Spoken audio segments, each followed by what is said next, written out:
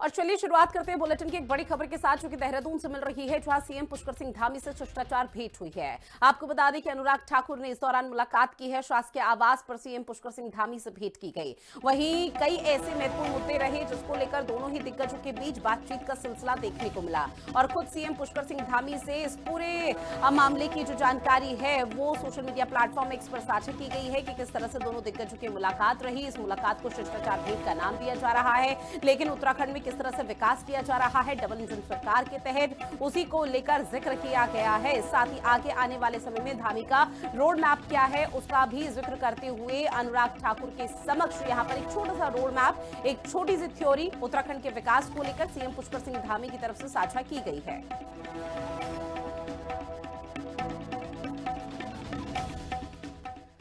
देहरादून से एक और बड़ी खबर, जहां सीएम पुष्कर सिंह धामी ने विधानसभा अध्यक्ष से मुलाकात की है। बड़ी खबर, जहां प्रदेश उससे संबंधित कई विषयों को लेकर चर्चा हुई है।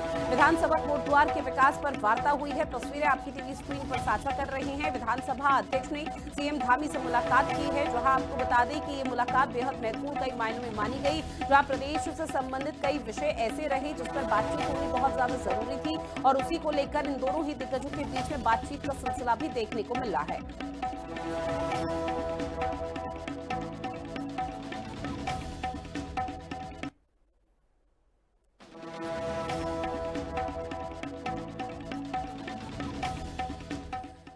बात अगली खबर की करेंगे, जहां मुख्यमंत्री पुष्कर सिंह धामी ने हरिद्वार की गंगा घाटों में गैर हिंदुओं के प्रवेश पर रोक को लेकर कहा है कि इस पर सभी पक्षों से बातचीत की जाएगी। गंगा सभा और तीर्थ पुरोहितों की सलाह ली जाएगी, फिर ही कोई फैसला लिया जाएगा। यह मामला इसलिए बेहद महत्वपूर्ण हो जाता है क्योंकि हरिद्वार के गंगा घाट हिंदुओं के लिए पवित्र हैं, लेकिन कुछ लोग मानते हैं कि सार्वजनिक स्थान सभी के लिए खुले होने चाहिए। चूंकि कुंभ क्षेत्र है, कुंभ का आयोजन है, कुंभ मेला है, चार धाम यात्रा है, हमारे अन्य धार्मिक स्थल हैं, अन्य जो हमारे तीर्थ स्थान हैं, उन सभी का अपना एक एक्ट होता है और उस एक्ट का हम अध्ययन कर रहे हैं। और वहाँ के स्टेक होल्डर्स जिनके बारे में आपने कहा, पूज्य साधु संतगण हैं वहाँ पर। अगर हरिद्वार की मैं बात करूँ तो गंगा सभा है, हमारी अन्य जो वहाँ की धार्मिक संस्थाएं हैं, उनके द्वारा जो भी सुझाव आएंगे, और सरकार चूंकि उनके सुझावों पर ही अमल करती है, वो सब सुझाव देंगे। और जो माँ गंगा का जो एक स्थान है, हरिद्वार का अपना एक स्थान है, पुराणों में है। वहीं मुख्यमंत्री पुष्कर सिंह धामी ने मुख्यमंत्री आवास में सूचना विभाग उत्तराखंड सरकार द्वारा प्रकाशित नए साल 2026 के आधिकारिक कैलेंडर का विधिवत तरीके से विमोचन किया। इस खास अवसर पर मुख्यमंत्री ने कैलेंडर के आकर्षक स्वरूप, उत्कृष्ट मुद्रण, गुणवत्ता और विषय वस्तु की सराहना करते हुए कहा कि कैलेंडर राज्य सरकार की योजना, उपलब्धि और जन कल्याणकारी नीतियों के साथ साथ सरकार द्वारा लाए गए ऐतिहासिक दूरदर्शी निर्णयों को प्रभावी ढंग से दर्शाएगा।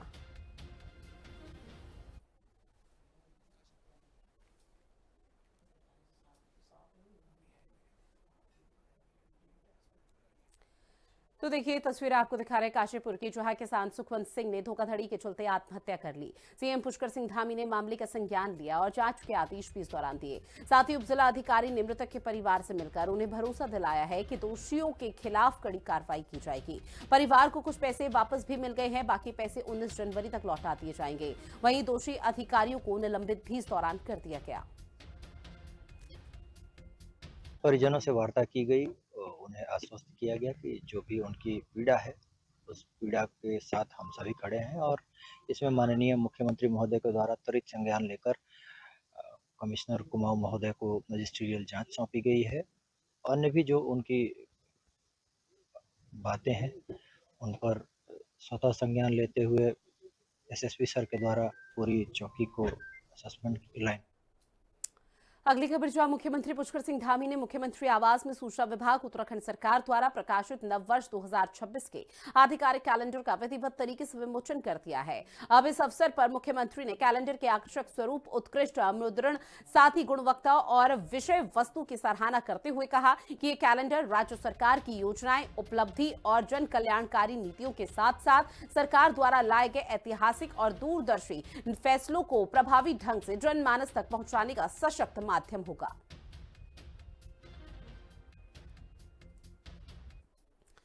वहीं मुख्यमंत्री पुष्कर सिंह धामी ने यूसीसी लागू करके एक बहुत बड़ा ऐतिहासिक कदम लिया है, जहां ये कानून 27 जनवरी 2025 से प्रभावी हुआ है। साथ ही आपको बता दें कि इसके बाद विवाह पंजीकरण में जबरदस्त वृद्धि देखने को मिली। पुराने कानून के मुकाबले अब रोजाना विवाह पंजीकरण की संख्या 24 गुना बढ़ चुकी है। मुख्यमंत्री धामी ने 2022 में चुनाव के दौरान यूसीसी लागू करने का वादा किया था और सत्ता में आने के बाद उन्होंने इसे लागू भी किया।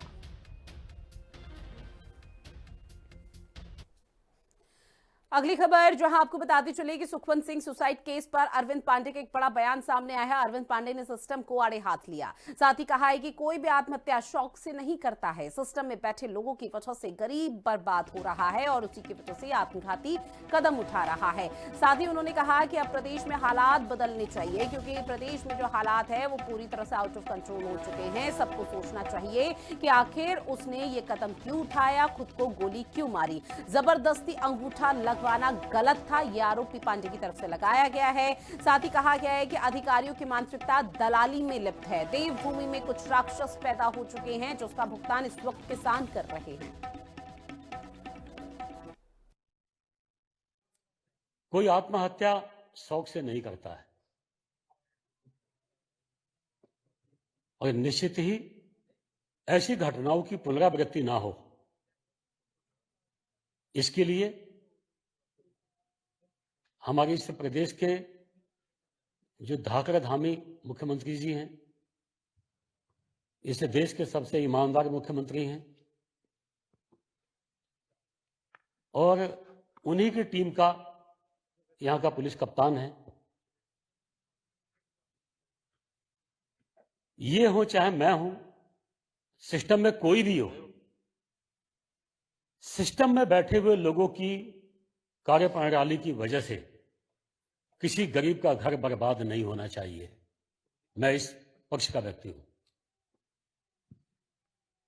घटना ऐसी है कि इस पे जितना बोला जाए उतना कम है, लेकिन मुझे लगता है कि हंगामा खड़ा करना मेरा मकसद नहीं, मेरी कोशिश है हालात बदलना चाहिए। सिस्टम में बैठे हुए लोग सबको इस बात की चिंता करनी चाहिए कि काशीपुर का वो नौजवान दीपक मैंथा, उसने क्यों गोली मारी। काशीपुर का व्यापारी अनूप अग्रवाल, उसके उद्योग पे पुलिस ने जबरदस्ती अपने ऑफिस में पुलिस के अधिकारियों ने बुला के उससे अंगूठे लगवाए, साइन करवाए। यह व्यवस्था बदलनी चाहिए और इन्हीं सब व्यवस्थाओं में शामिल अधिकारियों की मानसिकता दलाली में लिप्त हो चुकी है। कई चीजों को सत्ता पक्ष विपक्ष इस दृष्टि से नहीं सोचना चाहिए। वही बात अगली खबर की, जहां उत्तराखंड में नैनीताल जिले में शनिवार देर रात एक दर्दनाक घटना घटित हुई, जहां काशीपुर निवासी किसान सुखवंत सिंह ने खुद को गोली मारकर आत्मघाती कदम उठाया। आत्महत्या से पहले सुखवंत सिंह ने फेसबुक पर लाइव आकर करीब 2 दर्जन लोगों पर जमीन खरीद में वित्तीय धोखाधड़ी का आरोप लगाया और पुलिस पर भी शिकायत के बावजूद कोई कार्रवाई न करने का गंभीर आरोप मढ़ा। वीडियो के कुछ ही मिनट बाद उन्होंने खुद को गोली मार ली। अब यह घटना गोलापार क्षेत्र के एक होटल में रात करीब 2:30 बजे घटित हुई, जहां एसएसपी ने कोतवाली आईटीआई के थाना अध्यक्ष कुंदन सिंह रौतेला और उप निरीक्षक प्रकाश बिष्ट को तत्काल प्रभाव से निलंबित कर दिया। साथ ही चौकी पैका कोतवाली आईटीआई में तैनात 10 पुलिसकर्मियों को भी लाइन हाजिर किया गया। रिपोर्ट देखिए। अब आप मेरी ये वीडियो बनने के बाद देख रहे हैं, मेरे साथ मेरी बीवी मेरे बेटे ने भी हाईकोर्ट उत्तराखंड में आत्महत्या कर लिया है।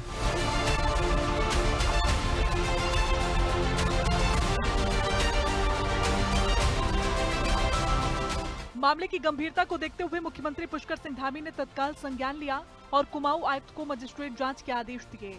मुख्यमंत्री ने स्पष्ट कहा कि मामले में जो भी दोषी पाया जाएगा उसके खिलाफ सख्त कार्रवाई की जाएगी।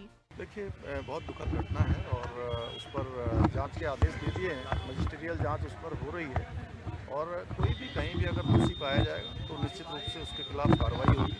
पूरी जांच जो है ट्रांसपेरेंट तरीके से वहाँ पर आगे बढ़ रही है और जल्दी ही जो है उसका पटाक्षेप। परिजनों के अनुसार सुखवंत सिंह जमीन खरीद में हुए धोखे और न्याय न मिलने की निराशा से टूट चुके थे। सुखवंत के पिता तेजस सिंह ने बताया कि पेपर मिल को गई 7 एकड़ जमीन के बदले मिले पैसों से उनका बेटा खेती के लिए नई जमीन खरीदना चाहता था। 4 प्रॉपर्टी डीलरों ने कुंडा क्षेत्र के 2 लोगों की 7 एकड़ जमीन दिखाई। 13 अप्रैल 2025 को काशीपुर में जमीन की रजिस्ट्री कराई गई और सुखवंत ने नगद और चेक के जरिए करीब 3 करोड़ 80 लाख रुपए का भुगतान भी किया। बाद में पता चला कि जिस जमीन की रजिस्ट्री हुई है उसकी वास्तविक कीमत करीब 50 लाख रुपए ही थी। इसके बाद से सुखवंत लगातार अपने पैसे वापस पाने के लिए भटकता रहा। पोस्टमार्टम हाउस में पिता तेजस सिंह ने आरोप लगाया कि आरोपियों ने झूठी एफआईआर दर्ज कराकर सुखवंत को ही अपराधी साबित करने की कोशिश की। मैं एक किसान हूँ और मैं मर चुका हूँ। जी हाँ, मैं मर चुका हूँ। अब आप मेरी ये वीडियो मरने के बाद देख रहे हैं। हम लोगों के साथ काशीपुर के गिरोह गैंग ने 4 करोड़ का फ्रॉड किया, जिसमें 3 करोड़ नकद और 1 करोड़ रुपए खाते में दिए। उन्होंने जमीन कुछ और दिखाई और हमें जमीन और दी, जिसके सरगना अमरजीत सिंह। जब हम इनकी सबकी शिकायत लेकर एसओ कुंदन सिंह रोतेला थाना ITI काशीपुर के पास गए तो उन्होंने हमारी एक नहीं सुनी और हमें गाली गलौज करने लगा। उसके बाद हम रोज जाते, हमारी कोई सुनवाई नहीं करी।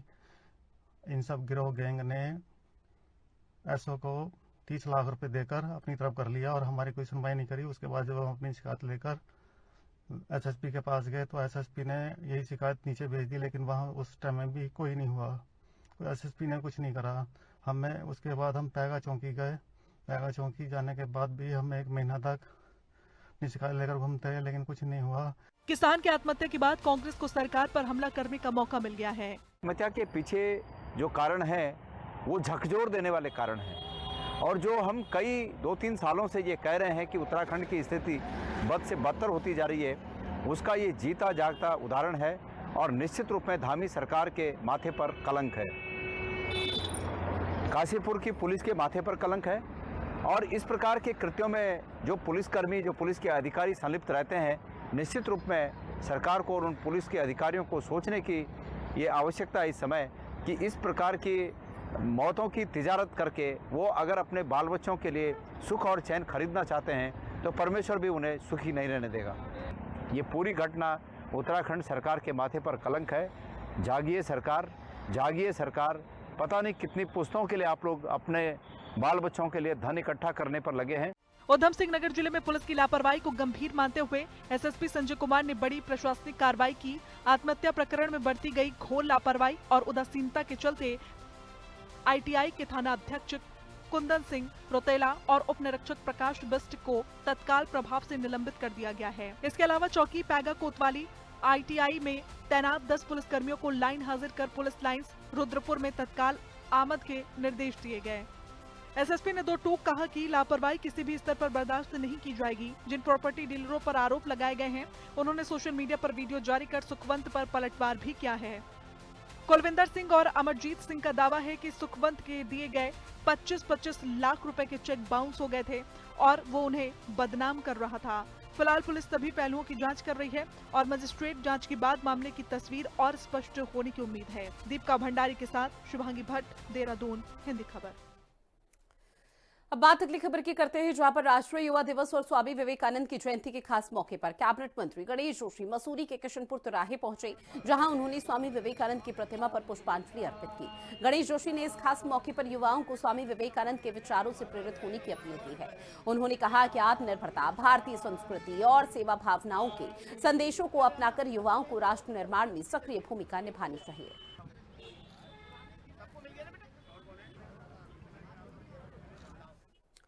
साथ ही अंकिता भंडारी हत्याकांड ने पूरे देश में गुस्से की लहर पैदा कर दी है, जहां लोग सोशल मीडिया से लेकर सड़कों तक अब सरकार की आलोचना करने में तुले हुए हैं। विपक्षी दल और सामाजिक संगठनों ने सरकार के खिलाफ विरोध प्रदर्शन शुरू किया और आरोप ये लगाया है कि सरकार मामले को ठीक से संभाल नहीं पा रही है।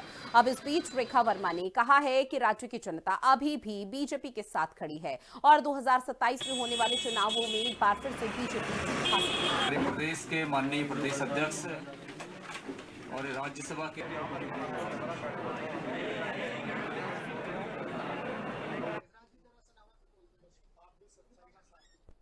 देखिए, मैं एक चीज़ बता दूं आपको कि हम भाजपाई हैं। भारतीय जनता पार्टी हमेशा नीचे से काम करती है और सरकार भी उसी तरह से काम करती है और सरकार के कार्यों को हम लेके ज़मीन तक जाते हैं। समस्याएं आती हैं, उसका समाधान हम लोग ढूंढते हैं, लेकिन आज भी भारतीय जनता पार्टी के साथ में उत्तराखंड की जनता खड़ी है और 2027 के चुनाव में भी हमारी उत्तराखंड की जनता भारतीय जनता पार्टी के साथ खड़ी रहेगी और आशीर्वाद देगी और सरकार बनाएंगे। अब खबर ऋषिकेश से है, जहां पर अंकिता भंडारी हत्याकांड मामले को लेकर तमाम संगठन न्याय की मांग को लेकर सड़कों पर उतरे हुए हैं।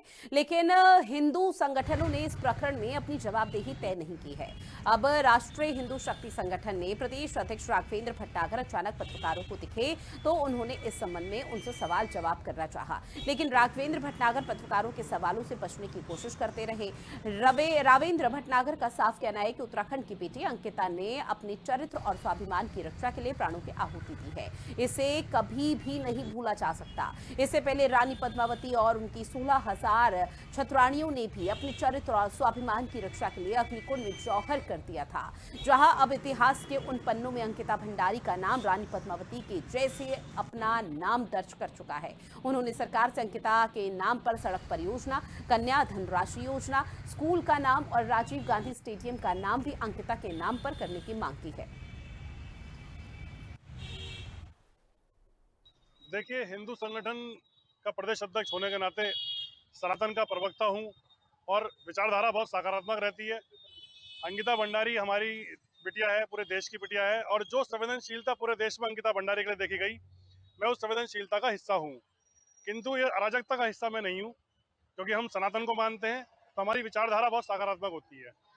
और जब भी भारत की भूमि में अपने चरित्र और स्वाभिमान की रक्षा करने के लिए अपने प्राणों की आहुति देने वाली उन वीरांगनाओं का नाम लिया जाएगा, तो इतिहास के पन्ने चीख चीख कर सिर्फ एक ही नाम पुकारते हैं, रानी पद्मावती का, और उनके साथ 16,000 उन छतरानियों का जिन्होंने अपने चरित्र और स्वाभिमान की रक्षा के लिए अग्निकुंड में जौहर कर लिया था।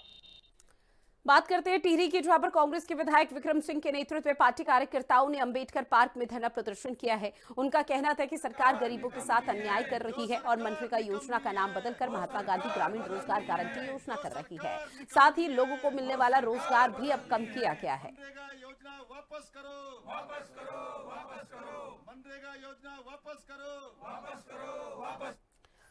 वहीं मनरेगा योजना में संशोधन किए जाने और नाम बदले जाने का कांग्रेस लगातार विरोध कर रही है। हरिद्वार प्रेस क्लब में प्रेस कॉन्फ्रेंस करते हुए कांग्रेस ने कहा है कि मनरेगा योजना जो भी ग्रामीण क्षेत्र में गरीबों की आर्थिक रीढ़ की हड्डी थी, उन गरीबों से सरकार ने उनके अधिकार को छीन लिया है और योजना का नाम भी बदल दिया गया है। कांग्रेस इसका विरोध करेगी। कांग्रेस सड़क से लेकर सदन तक इसके खिलाफ आंदोलन करती रहेगी। वो सरकार निकम्मी है, रोजी रोटी दे न सके जो, वो सरकार निकम्मी है, जो सरकार निकम्मी है, वो सरकार बदलनी है, जो सरकार निकम्मी है, वो सरकार बदलनी है। मनरेगा योजना वापस करो, वापस करो, वापस करो, मनरेगा योजना वापस करो, वापस करो, वापस करो, मनरेगा योजना वापस करो, वापस करो, वापस करो।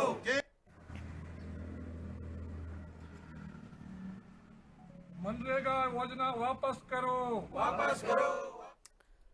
अगली खबर जो उत्तराखंड की कैबिनेट मंत्री रेखा आर्य के पति गिरधारी लाल साहू ने एक सार्वजनिक सभा में कहा कि उत्तराखंड के लड़कों को शादी के लिए लड़कियां नहीं मिल रही है और बिहार से लड़कियां 20 से 25 हजार रुपए में मिल जाती है। महिला कांग्रेस ने उनके खिलाफ FIR दर्ज करने की कोशिश की, लेकिन उन्हें पुलिस ने हिरासत में ले लिया। बीजेपी ने कहा कि गिरधारी लाल साहू का बयान पार्टी की सोच को नहीं दर्शाता है। बिहार महिला आयोग ने भी इस मामले पर नोटिस जारी किया है और उनसे स्पष्टीकरण मांगा है। देखिए, जो गलत है वो गलत ही होता है। वो किस इंटेंशन से बोले, किस इंटेंशन से नहीं बोले, लेकिन उनका लहजा एकदम मजाकिया था और उसके बाद उन्होंने आकर माफी भी मांगी है। और भारतीय जनता पार्टी का इससे किसी भी प्रकार का लेना देना इसलिए नहीं है क्योंकि गिरधारी लाल साहू जी ने ना तो कोई भी संविधान की शपथ ली है, न तो वो हमारे किसी प्रकार के कार्यकर्ता के रूप में जाने जाते हैं, न वो भारतीय जनता पार्टी संगठन के किसी भी पद पर हैं। अब बात करते हैं हरिद्वार की, जहां दिव्य प्रेम सेवा मिशन के 30वें स्थापना दिवस और स्वामी विवेकानंद जी की जयंती पर सांसद और पूर्व केंद्रीय मंत्री अनुराग ठाकुर ने शिरकत की। आपको बता दें कि इस दौरान उन्होंने कहा कि स्वामी विवेकानंद जी की जयंती को हम युवा सम्मेलन के रूप में मनाते हैं। देश के प्रधानमंत्री एक बड़ा संदेश दिया था कि 1 लाख युवाओं को राजनीतिक क्षेत्र में आगे आना चाहिए। बंगाल में ED पर हुए मुकदमे में अनुराग ठाकुर ने ममता बनर्जी पर भी निशाना साधा। ओवैसी के हिजाब वाले बयान पर भी पलटवार किया। आपने बहुत अच्छा सवाल पूछा। दुनिया का एकमात्र दल कांग्रेस पार्टी है जो गरीब का विरोध करती है और गरीबी के सारे अपनी राजनीति करती है। गरीब को राहत से कांग्रेस को आहत होती है और विकसित भारत जी राम जी गारंटी फॉर रोजगार एंड आजीविका मिशन ग्रामीण, इसका विरोध क्यों करते हैं? अगर इसमें 100 दिन की बजाय 125 दिन रोजगार जी राम जी में मिलेगा, दिहाड़ी पहले से ज्यादा मिलेगी, 15 दिन की बजाय 7 दिन में आपको मानदेय मिलेगा, अगर विलंब होगा तो ब्याज समेत मिलेगा। बात अगली खबर की करेंगे, जहां उत्तराखंड के नेता प्रतिपक्ष यशपाल आर्य ने राज्य सरकार पर जमकर हमला बोला है। उन्होंने सरकार की जन की सरकार आपके द्वार योजना पर व्यंग करते हुए कहा है कि ये सिर्फ बातें हैं, असल में सरकार कुछ नहीं कर पा रही है। कांग्रेस और बीजेपी सरकारों के कामों की तुलना करते हुए कहा कि कांग्रेस के समय में ज्यादा विकास हुआ है। वहीं उन्होंने अंकिता भंडारी हत्याकांड का जिक्र करते हुए कहा कि सरकार इस मामले में सही तरीके से काम नहीं कर रही है और अभी तक न्याय नहीं मिला है। विकास का एजेंडा है, रोजगार एजेंडा है, महंगाई एजेंडा है, पलायन एजेंडा है और हमने लगातार कहा है कि सरकार को अपने कार्यकाल का ब्यौरा देना चाहिए, उपलब्धियों का ब्यौरा देना चाहिए। इन्होंने अपने राज कार्यकाल में जब भी सरकार एक भाजपा की रही हो, इनको अपने कार्यकाल का ब्यौरा देना चाहिए कि हमारी उपलब्धियां क्या रही हैं, हमने क्या किया है। हमने ये भी कहा, इन्होंने 25वीं वर्षगांठ मनाई राज्य की, हमने कहा ये हिसाब दें, हम अपने कार्यकाल का हिसाब देंगे।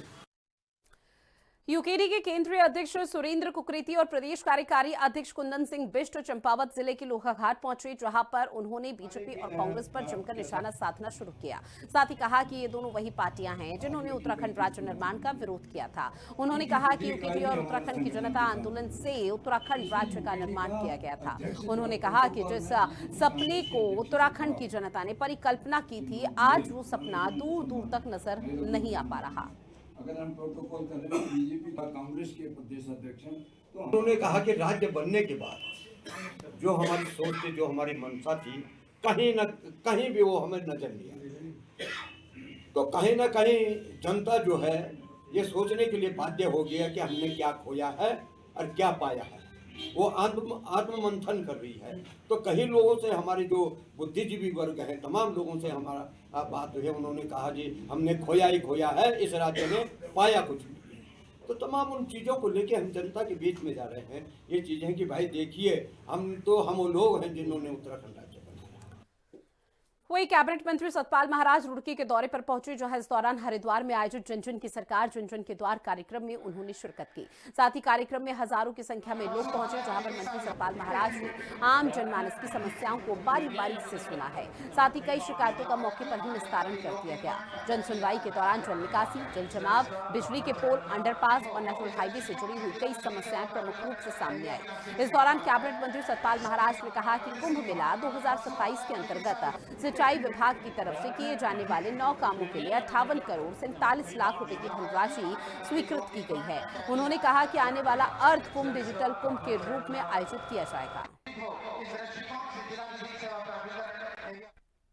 जन जन की सरकार जन जन के द्वार अभियान कार्यक्रम में हम लोग यहाँ आए हुए हैं और सभी यहाँ जो है लोगों का मैं स्वागत करता हूँ, अभिनंदन करता हूँ और विशेषकर किरण चौधरी जी को धन्यवाद देता हूँ कि यहाँ पर लोगों की समस्याएं सुनी जा रही हैं।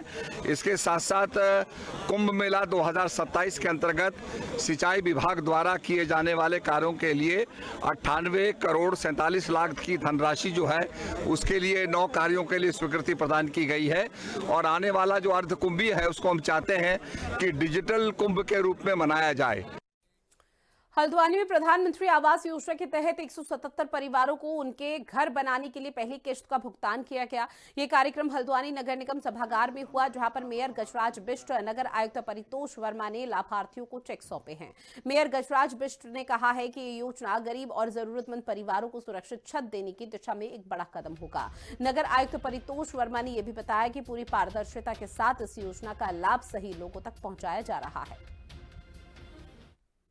मंत्री आवासीय योजना शहरी जो सेकंड जो प्रारंभ हुई है उसके तहत आज हल्द्वानी निगम में निवास करने वाले 177 लोगों को जो उनका पास हुआ है उनको हम प्रमाण पत्र भी दे रहे हैं। उनको पहली किस्त भी आज हम यहाँ से जारी कर रहे हैं। माननीय मोदी जी का सपना था 2014 से ही, यदि आप देखेंगे तो 2014 को जो उनका पहला भाषण था माननीय मोदी जी ने उसी भाषण में कहा था कि मैं प्रत्येक गरीब परिवार के घर में शौचालय देखना चाहता हूं और जो झोपड़ी में रह रहे हैं उनका एक पक्का मकान देखना चाहता हूं। 2014 से लगातार आदरणीय मोदी जी इस काम को कर रहे हैं। और चलिए बुलेटिन में इतना ही। आप बने रहिएगा हिंदी खबर के साथ। नमस्कार।